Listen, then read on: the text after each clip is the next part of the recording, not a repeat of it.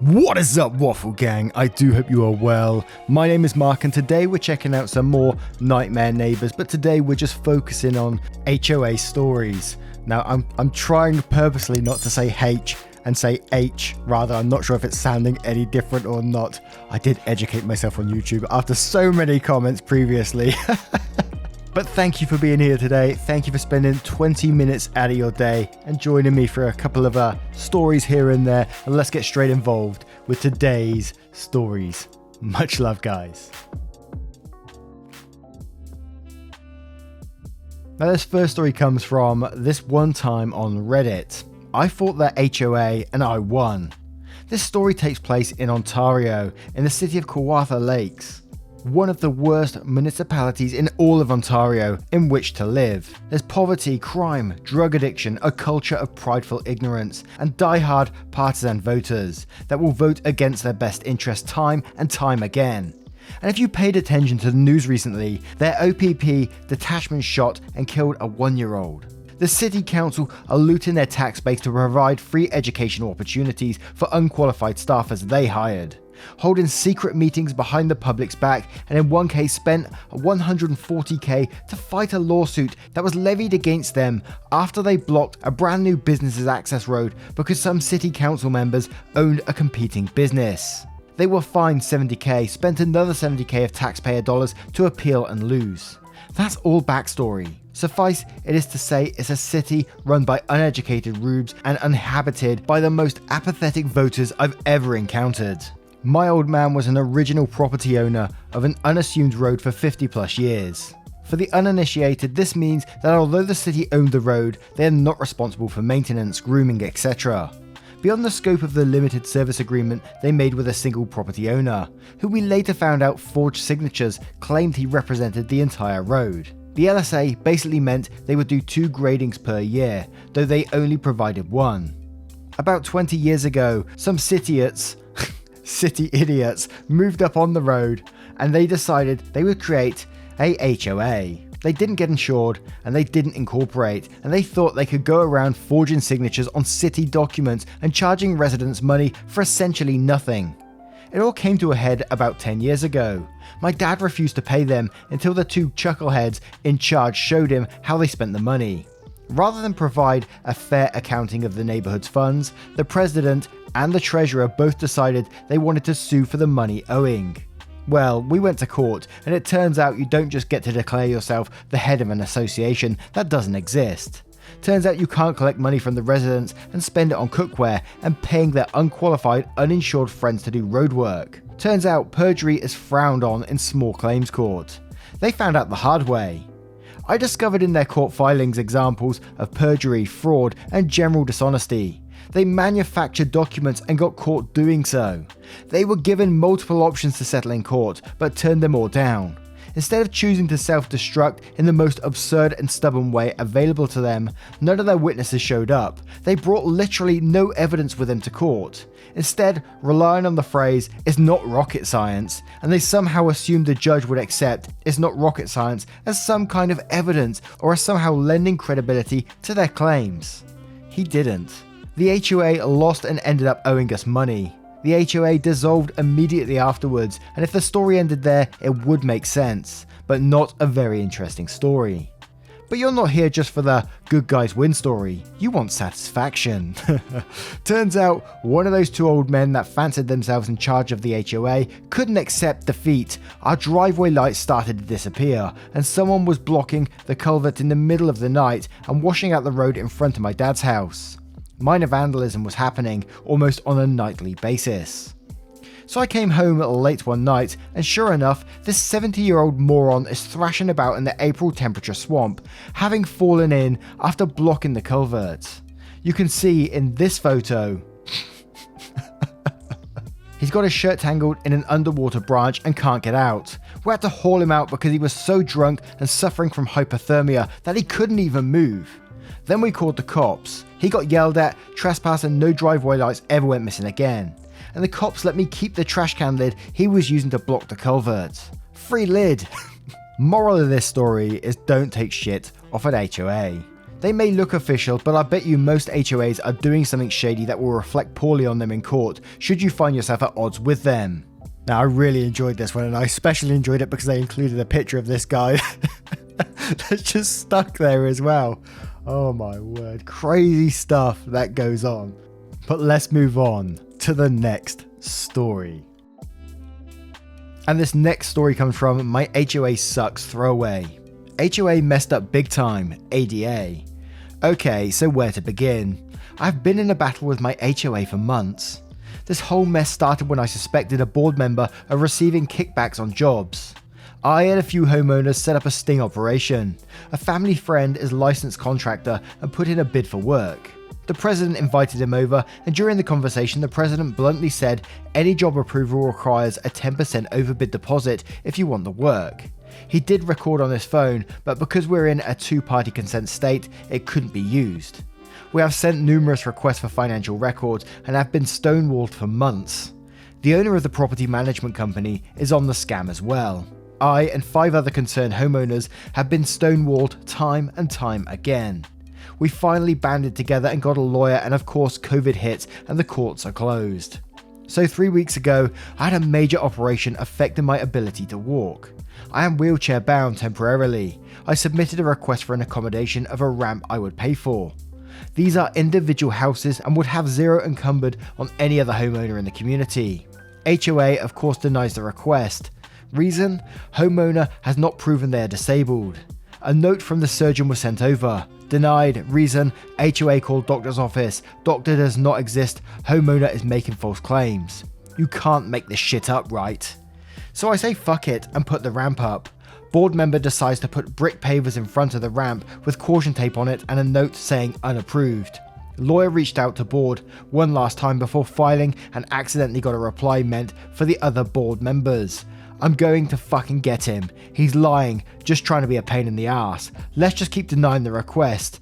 We're the motherfucking board, we set the rules, and what we say goes. Judge grants injunction and is trespassed from my property.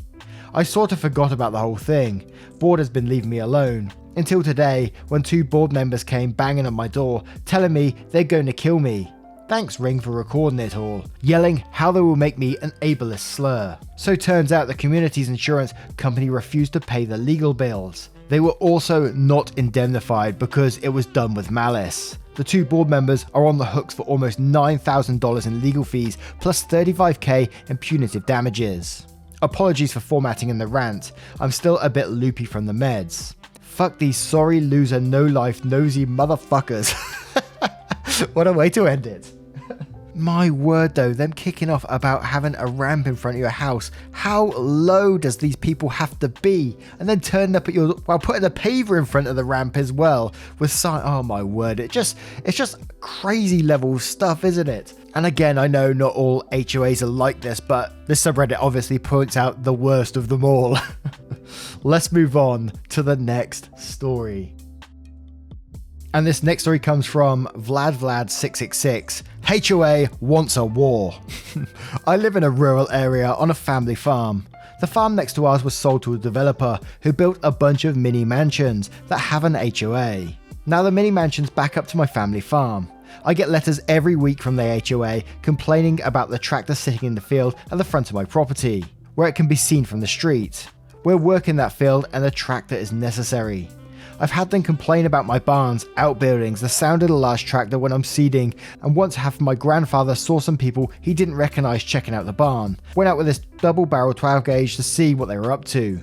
They were HOA inspectors who declared their right to inspect the building to make sure it met HOA rules. My grandfather is not politically correct, and I was pleased he restrained himself from using the 00 buckshot to register his opinion of the trespassers. And yes, our property is fenced and posted. I was informed by HOA that they were going to fine me $1,000 a day until the offending citations and machinery were removed. I informed them that I and my property are not part of the HOA, and if their inspectors set foot on my property again, I would have them arrested or let my grandfather loose with his double barrel. They went nuts and called the county sheriff's office. Having lived here for generations, I know the sheriff. He came out and asked me what was going on, and I told him. He also visited the HOA and heard their demands and that he take immediate action to protect their inspectors. They were less than happy when he informed them that since my property is posted and fenced, I was well within my rights to not allow them on my land. Also, because of our livestock, a 12 gauge is not unreasonable because of predators. He also informed them that I am not a member of the HOA. I have no requirement to allow them on my land, and if he gets another call, he will arrest the inspectors for criminal trespass. I have since been sent a letter from the HOA's lawyer telling them to cease and desist all operations until they get a court date because they are suing me for damaging the value of their property. I forwarded it to my lawyer, who, after he got done laughing, was amazed. First, because a court has to issue a cease and desist order, and secondly, because we've been farming here for 4 generations. I've spoken with the HOA board and told them to leave us alone, or we'd be more than happy to play our lawyer is better than their lawyer. I informed that the developer of their property assured them I'd be selling my land for development to organisations like this. That has since resolved into the other. They were more than a little surprised when I told them that we're currently training the 5th generation to take over and we have no intention of selling our farm, period. Seems the developer left them with the impression that I was selling my property to be developed like my neighbours had been, only to make his money and run. God have mercy on overzealous HOAs. Go get him, Grandpa! And our next story is titled, Get rid of my lady lair that came with the house? Sorry HOA, you approved the sale. When we bought our house, the largest in the hood and the original showcase home for the development, there was a shed in the backyard. My lady lair, if you will. The home sale was approved by the HOA and a letter of no violations was issued. All good, right? The home unfortunately came with scads of abandoned property. Within 24 hours of taking possession of our home, the former owners broke back in to remove what was now legally ours, a suitable story for entitled people. I stopped at a security guard shack to inquire about ensuring that the former owner's gate codes were inactivated and to keep an eye out for any attempt at continued entry into the gated hood. The guard assured me that he would handle it and I went on my way. That evening, the guard came to my home to give me additional info I might need and offered security cam footage for the police. I thanked him for taking the time to make me feel safe in my new home, but before he left he said, just to warn you, the HOA will go after you for your shed, they want it gone. After a bit more discussion, he informed the former owners were not only batshit crazy, but they had gone toe-to-toe with the HOA over the shed. 3 years and lawyers all around, the HOA finally said, F it, this is costing us too much money and the lawyer is better than ours, and dropped the whole thing. Within 2 weeks, I had 2 different neighbours tell me the HOA would give me problems over the shed. Fun. At the 3-week mark, an inspector from the county showed up to tell me that he was investigating an anonymous complaint about code violations on the shed. Visible only if you stood on my property. Was in violation with the county as there was no permit for it. I was livid and already considering what avenues I had to keep my shed or win compensation for the loss of property when the code enforcer smiled a devious smile at me. Handed me a printout and said, all you need to do is fill this out, pay $50 to the county and you'll be in code compliance. He then said that Mr. Little Man Syndrome, oops, cough cough, I mean the anonymous complaint cannot touch your shed after that. The key here is that 4 years ago, when they were battling the former residents, the county did not permit sheds and bylaws say all additional property structures require permits. If there is no permit, the HOA can order the removal and fine the resident until it's gone. 2 years ago, the county started permitting sheds and HOA was unaware of the change. I paid my $50 and got the permit, making my lady lair code compliant and untouchable by the HOA. I also made a new friend in code enforcement, and all is well in my 150 square foot slice of heaven. What is with these people? As OP said, you can't even see it unless you're actually in the garden. What gets into these people's heads? There must be that effing bored and have no lives that they have to do this sort of thing. It just drives me crazy, and I'm not even there. But I do like that she called the shed the lady lair. Much like my man cave. Now let's move on to the next one. And this story comes from a deleted user. I led a revolution against our petty HOA board. My wife and I moved into a 64 townhome community that was 10 years old at the time. The HOA board was comprised of 5 members that were original homeowners when the community started and had been the sole board members since the community started. Their sense of entitlement was batshit crazy. They thrived on their quarterly walkthrough of the neighborhood, as they would write up every single home for some kind of violation, regardless of how minor the offences were. Everyone gets a violation letter. Our first letter, the first month living there, was that our garage door paint was starting to peel. It was a 2cm scrape where the panels met. It needed to be repainted. The siding needed to be power washed. There was a patch of green moss behind a bush, and the sliding door on the deck was dirty. There was dirt on the bottom of the door from recent rain, and it needed to be washed. We had 30 days to fix the issues or begin accruing a fee of $25 a day until they are resolved. I asked around and everyone gets these ridiculously petty letters every quarter. No matter what you did to maintain your townhome, you were going to get a letter about something. As this was going on, none of the major items the neighbourhood needed fixed were addressed. After a decade since the construction, the ground had settled unevenly, and many homes had standing water issues where it wouldn't drain after a storm. The rainwater would sit for 5 to 7 days in people's lawns, and more importantly, there had been a legal fight with the town since the community was started about our road being dedicated, meaning the town was responsible for snow removal. Our HOA dues included paying for our own snow removal, which we shouldn't have to, and we were paying an attorney for 10 years to fight this with no resolution in sight. Fast forward 2 years, a few of us had had enough and decided to band together to replace the board at the next annual meeting. The existing board got wind of this and hit us all with pages worth of issues with our properties, since if you have outstanding issues, you are not in good standing with the community, thus cannot run for a board position or even vote for those running. This petty move brought the community even closer, and we all spent the weekend before the meeting helping each other clean out their HOA honey-do list. We took pictures, documented everything, then we had the US mail certified delivery of each packet with a completed list and photos to the HOA board, who lived 75 feet away. Come board night, oddly enough, the lawyer was there to give an update that no progress had been made with the township on dedicated R Road. He stuck around as we moved to the elections for the next board. We brought our signed petitions to add our names to the ballot. The board says we're not eligible as we have outstanding issues with our property. We call bullshit with our receipts from the post office that they received our completed list with documentation. They reply that they haven't received them yet. We tell them that's not our problem and we are in good standing. Their lawyer overhearing this states we are eligible to be on the ballot if we can confirm the issues with our homes were resolved prior to the meeting. The HOA president glares at the lawyer, but the lawyer just shrugs, saying, "The rules are the rules." With the expectation of the existing 5 board members voting for themselves and each other, we have voted in nearly unanimously to replace them. I lead the revolution because I was tired of the petty BS when there were real problems in the neighbourhood.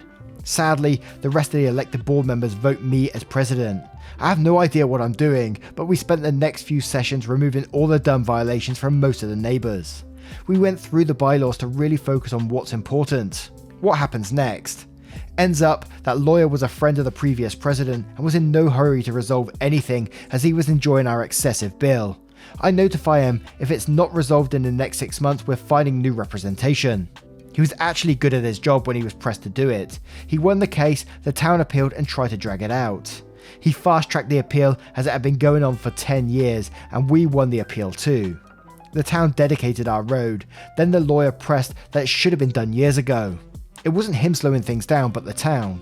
He ends up getting us a settlement from the judge for back pay on us paying for snow removal that the town was responsible for. We end up using that settlement to have French drains installed across much of the community to clear the standing water issues. With the money left over, we fixed a lot of the neighbourhood issues that the HOA should have been doing the whole time. Fences and sidewalks in disrepair, replaced dead trees and shrubs, etc. It was great getting all that done without having to hit our capital reserve fund. I remained present until we moved a few years ago. Our family began to outgrow the townhome. Now we live in a larger development with a new HOA. I was asked to run for a position on it. I replied, "Not a fucking chance, but I will lead a coup d'etat if I need to." Edit, one minor update on what happened to the former HOA president that I replaced. The original HOA president, 50-year-old male, wasn't actually eligible to be president. He wasn't on the mortgage. The townhome was in his mum's name. No one knew because he held the books. The best was at the next annual meeting he shows up with his petition to try and get his position back. I tell him in front of other 60+ homeowners that he can't even be at the meeting, let alone vote or be on the ballot, as his name isn't on the property. But his mum is eligible if she wants to. That was embarrassing enough for the entitled little prick.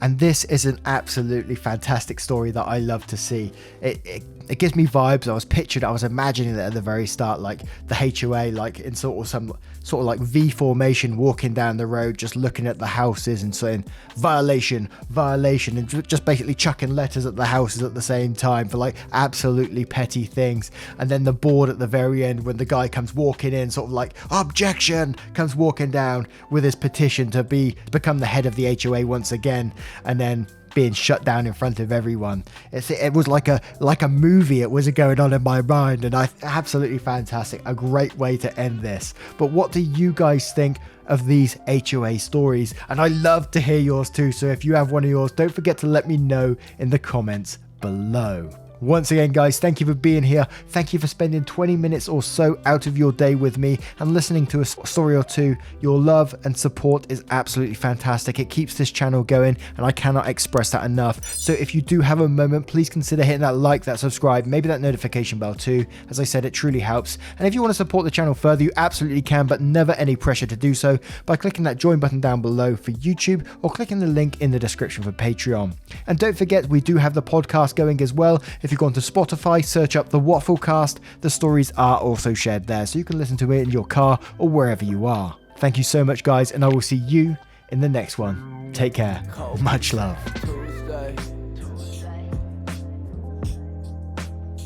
I got food up in the fridge. Y'all keep looking for that new way. I think I like it how it is.